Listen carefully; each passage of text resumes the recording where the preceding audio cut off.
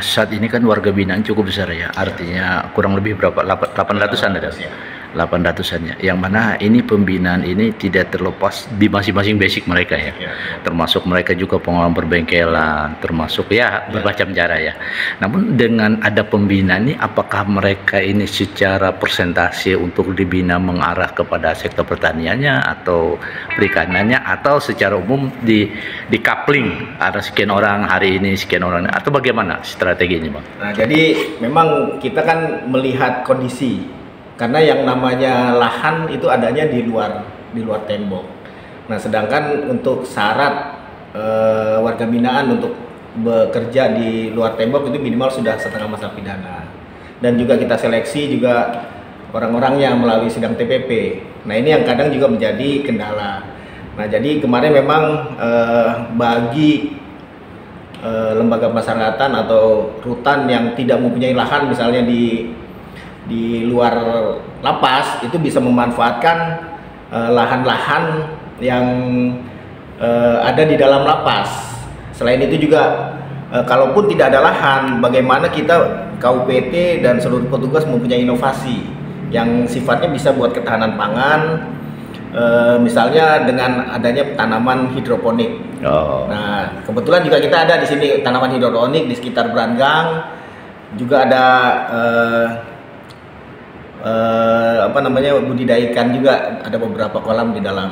Nah, jadi sebenarnya nggak menekankan ke ketahanan pangan juga. Kita bisa memberdayakan warga binaan yang punya bakat-bakat tertentu yang kita fasilitasi dan bisa kita kembangkan. Kebetulan di sini kita ada WBP yang mempunyai keahlian misalnya mebeler. Nah, kita berdayakan.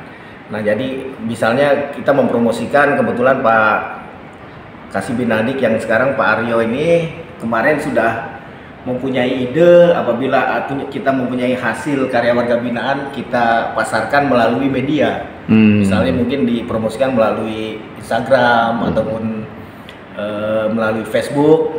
Nah, nanti bisa memesan ke sini. Nah, itu hasilnya. Kebetulan kita udah ada, kemarin ada ukir-ukiran papan nama ya, Pak ya. Papan nama ukiran, biasanya kita membuat miniatur mandau. Selanjutnya juga ada miniatur patung-patung seperti kuda dan lain sebagainya. Selain itu juga kita di sini kebetulan baru kita berdayakan warga binaan wanita untuk memproduksi roti, Pak ya. Roti namanya roti Paskalbu. Roti Paskalbu ya. Nah, itu udah kita promosikan juga tuh ke media.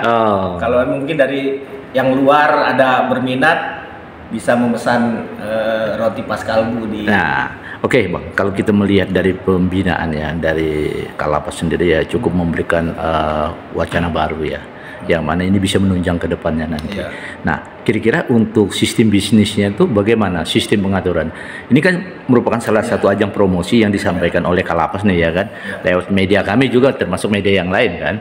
Nah, akan tetapi sistemnya itu bagaimana nanti? Siapa tahu kan dari luar, oh Bang, kami connect bagaimana sih kalau kami bisa ngambil barang yang di sana, untuk menghindari jangan sampai terjadi miskomunikasinya. Bagaimana kira-kira?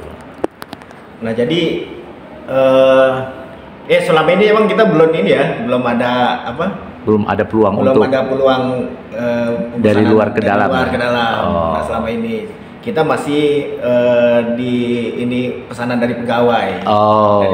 Nah, itu nanti kita putar kalau ada keuntungannya untuk modal kembali seperti itu. Gitu. Nah, yang kebetulan kemarin yang sudah ada pesanan itu Batako. Batako. Kemudian itu juga ada unsur dari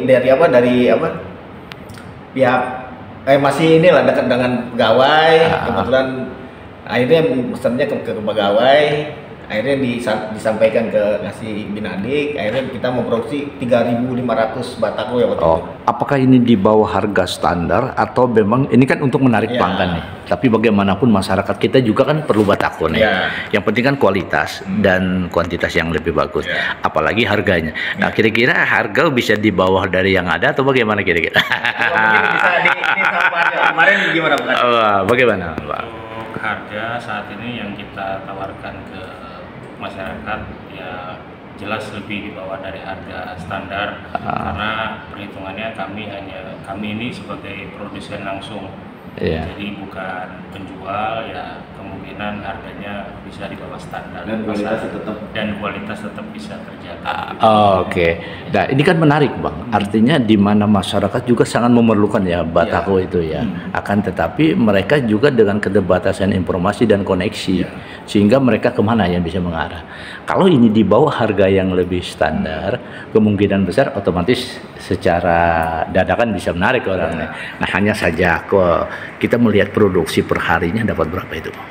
Nah, ini memang kita membuat batako itu sesuai dengan pesanan, Pak. Jadi kita nggak nyetok. Nggak nyetok ya? Nggak nyetok, karena emang kita, ya itu kelemahan kita masih masalah pemasaran. Pemasaran. Nah, makanya kita berusaha ini mungkin dengan media. Jadi kalau emang ada orang yang kita nanti kan bisa di situ bisa ada kontak personnya. Gitu ya. Media itu. Iya. Nanti bisa menghubungi kontak person itu, bisa memesan baru kita buat.